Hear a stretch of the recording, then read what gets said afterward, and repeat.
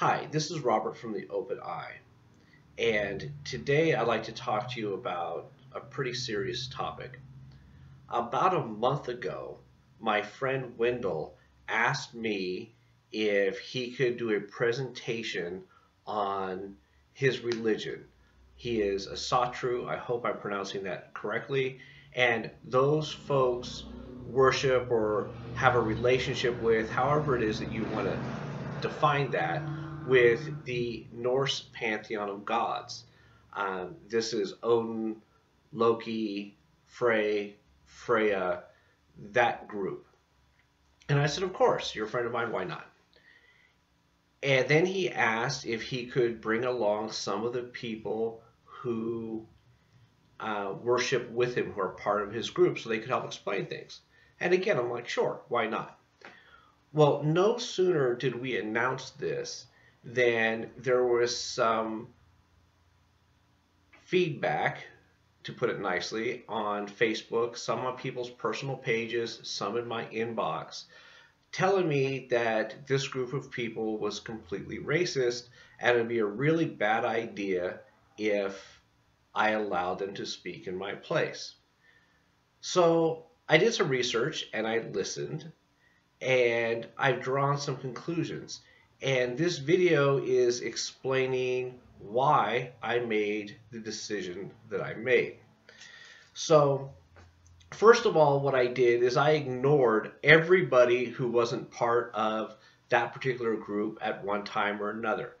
All those people had to say was innuendo and rumors and made wild assumptions about things, and there was really no reason to pay a great deal of attention to them. They don't know any of the players. How do they know, right?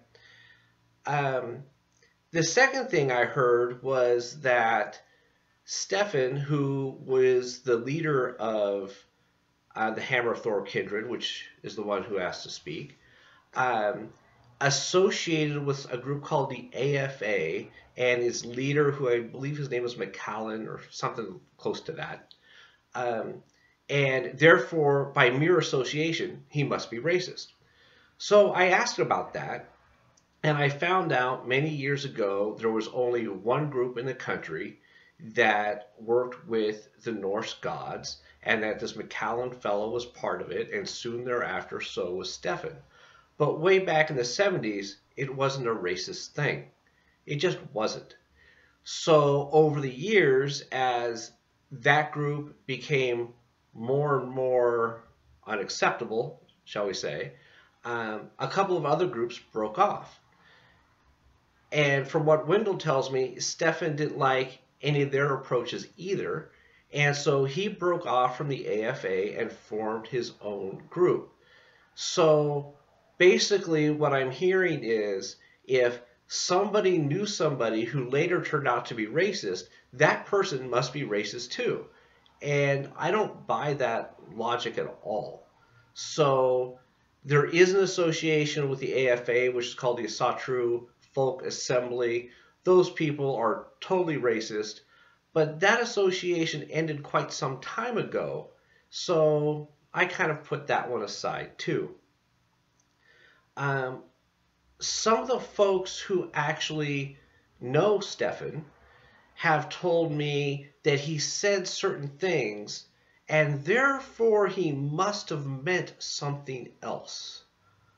Well, I'm not sure I buy that logic either, because what's happening there is people have their own legitimate perspectives, and I respect them. These are people who are friends of mine who have heard something said and then taken their own perspective, placed it on top of that, and assumed what somebody meant. Well, again, I don't find that to be very logical. I'm certainly not going to condemn somebody for the assumptions of third parties. I don't know if the assumptions are true or not. I've never met Stefan. I've never met anybody in Hammer or Thor. I have no direct experience. So the only person I know is Wendell, and I can tell you there is no way Wendell hangs around a group that's shouting Sieg Heil and making Nazi salutes. He's just not the guy. So if there is racism there, it's really subtle and it's fooled a very smart guy and it's fooled some other people that were past acquaintances of mine who I can't believe would sit around a group like that for more than 5 minutes. They'd be out. So again, if there is something negative there, it's really subtle. And I just can't make a judgment on something that's supposedly that subtle being relayed to me by third parties. Again, I've never met any of these people. There's no way for me to know. Now I'm going to share with you a couple personal stories of mine that kind of factored into this decision. Way back when I was starting a job, I met one of my coworkers. And while you may have heard of love at first sight, this was hate at first sight. I actually asked her, have we met before? Do I know you? Have we talked on the phone? No, no, no, no. But it was obvious she hated me. It wasn't long before she started accusing me of being a thief and a racist and a bunch of other stuff. So my boss called me into his office, and my boss was black, and he said, look, I don't know if you're a racist or not, but I do know if you are, you can't hide it. So I'm just going to watch. Fair enough. So about a year and a half, 2 years later, he called me back into his office and said, I just told blank that, well, let me rephrase this. He says, I just told the person who's been going after you for 2 years that, quote, I have been black my entire life. I know what racists are. This guy isn't one of them. Get your foot off his neck. And I thought that was a very appropriate response. But he showed me the respect to take enough time to find out personally for sure before he reacted. And he took a good long time to do it before reaching his decision. And I saw a lot of wisdom in the way he approached that particular problem. He could have just went off the accusation and booted me out the door. I was on probation. He did not have to keep me as an employee, but he treated me fairly. Another story comes from my father. My father was a counterintelligence agent for one of the branches of the military. And when you graduated that particular school, the trick they played on you was to send you to interview this one particular guy who everybody knew was a communist. Now, this is the 1950s, 1960s. Communism was a big deal, right? And you'd go knock on this guy's door. He took one look at the young man in the suit that was way too old for him, and the guy would slam the door in their face. And that was the test. The test was, if you came back and you said you got an interview with this guy, you were drummed out because this guy didn't take an interview from anybody. Well, they didn't find out for another 20 years this guy was not a communist. He just didn't think the government had the right to knock on his door and ask him about his political affiliation. Okay. So I've decided to allow Hammer of Thor Kindred to speak here at the Open Eye.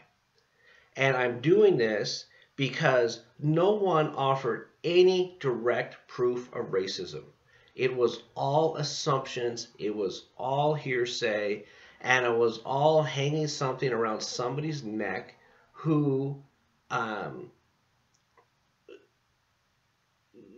broken that association like 20 or 30 years before.